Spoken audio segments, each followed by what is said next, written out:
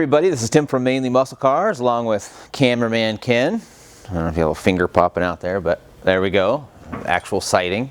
Anyhow, today we're trapped inside due to a snowstorm, and as much fun as it would probably be to be out screwing around in these, we're going to hang out inside today.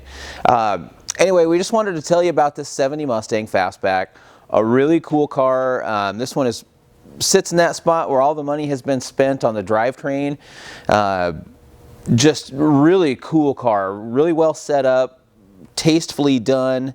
You know, if you want a pro touring car, and this is one of those cars that you can drive every day and enjoy it, this is it. You know, paint job wise, it's an amateur paint job.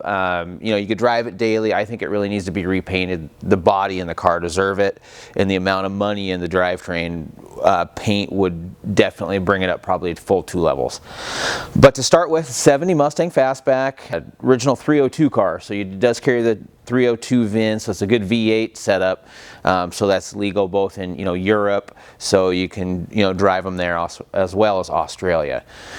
So that's kind of the stock basis of the car. Underneath the hood, 351 Cleveland base setup. Now this is a 408 cubic inch stroker that has been really well built. It's got aftermarket rods, it's got a steel crank, forged pistons. Above that it has CNC ported trick flow heads, RPM air gap. So you've got roller camshaft. You have everything you need for 500 plus horsepower. Right. Now that 408 is backed up by a Lentec Street Terminator, and what the Lentec is a Ford overdrive automatic transmission, and they change all your internals, reprogram the transmission so it will easily handle that 500 horsepower reliably, religiously. Beat the crap out of it or just drive it daily, it'll be perfectly at home. And what that does is you've got just 1, 2, 3 like a standard automatic, and there's a button you can lock in or lock out the overdrive, because you still can't do a full throttle overdrive application with that type of horsepower. So it's a really handy feature, because I personally have blown up an AOD by going full throttle third into overdrive, and it was neither cool nor cheap. So really neat function to have. But so behind that transmission is an aluminum drive shaft, which is really nice. All the late model cars use aluminum. A lot lighter, so there's less weight to spin, so that's a good advantage power wise, but also they transmit less vibration, so it's a quieter drive shaft. 9-inch posi in the back, so it's a heavy duty unit, so you don't have to worry about hurting that. So you've got pretty much drivetrain's done for you. And all the drivetrain, basically all the power and the cool options are for naught if you can't steer or it's just not any fun to drive. A lot of people haven't heard of it, kind of in the layman's market, but RRS is a really nice company. They're based out of Australia. They're a rack and pinion system that's integrated into that. But what it does, it's a coilover setup, and it really modernizes your suspension. And one of the options that comes with this RRS kit is it uses a shock tower elimination kit. It doesn't quite eliminate your whole shock tower, but what it does is it trims enough out and that you can actually run a mod motor if you want. With a Cleveland in this one, you can change spark plug wires, headers, do whatever you want. So really nice option there. Rack in this one is a Randall's rack. Very nice rack to have, one of the higher end racks. So that is cool. Underneath the hood too, if you're looking, you see that it has the upgraded power steering pump, so it's more of a modern pump. It doesn't have the typical old pump that you'll get some whining and issues with. Just, you can kind of keep going option. We could talk about this thing for hours, and I'm sure your eyes are starting to glaze over already. But what I wanted to do is just kind of show you some different stuff on this car, let you know why this car is different than the other cars out there. Take a good look at that ad. We tried to give you good bullet points of everything it has. We did do a driving video the other day. We weren't super happy with it, but Ken's making the most of it.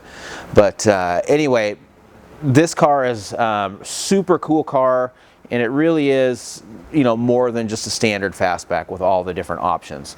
So really take a look at the pictures, take a look at the bullet points, and if you do that, you're really going to see the difference between this car and most of the other cars out there.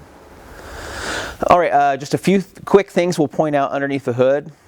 You've got this cowl induction unit that basically pulls cold air out of the cowl. This is the same system you see on all the NASCARs. What they do is you've got no hood scoop, but you actually have a super high pressure right in front of that windshield. And so what this does is it actually has a duct that goes to the factory cowling on the car. You know, and cowl induction is made famous by, you know, Camaro and Chevelle did that. Mustang did a brief stint back in '79, but really cool setup, very efficient. Also, you can kind of take a look in here. You can see the shock tower, you know, the narrowing of it here, so we have a lot more room. Normally, Cleveland's are known for being a very wide engine. Right here, you've got plenty of room. Mod motor is supposed to fit in there as well. I haven't taken dimensions, but according to RRS, this is their conversion for that.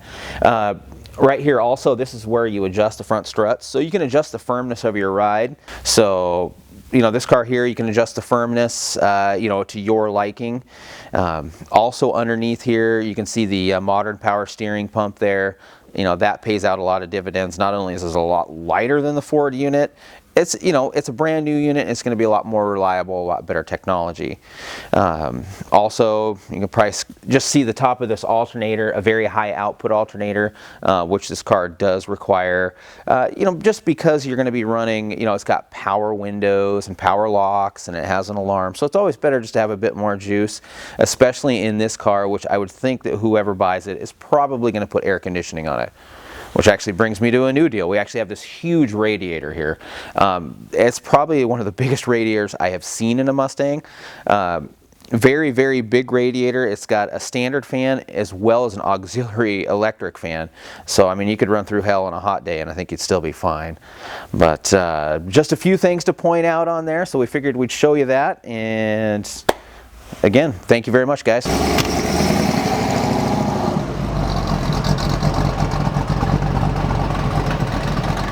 Okay, so taking the little Mustang out for a drive. You know, again, Ken's always good about getting the photos for you guys. But a lot of stuff has been done. Basically, this car kind of boils down to really making your decision about what color you want. You know, right now the body's in good shape, drivetrain's great. Now, inside, let's see here, the interior. It's got a new dash pad on it. It has some comfortable Recaro style front seats. They feel good. They've been set down a little bit lower too, so I know some taller drivers have a hard time fitting in the Mustangs. These ones are set down roughly about an inch over the factory seats. So nice and comfortable. You've got a good sitting position. They come back a little bit farther also, but you know, I'm 5'8", I fit here fine, good comfortable drive. But driving this thing drives awesome. I can't say enough good about the RRS, and if you don't believe me, take a look online. A lot of people with a lot of good stuff to say about this. But right now we're driving. It is high 20s right now. The heater works nice. We're both comfortable inside. It's quiet also. This car was dynamated front to back, so it really is set up for a good daily driver. But inside, I mean, we got nice carpet, nice door panels, good headliner. Car seems to be really dialed. You know, driving, car, you know, not touching the wheel. Even at 60 and 70, the car tracks really nice. We sent this one out, had it aligned.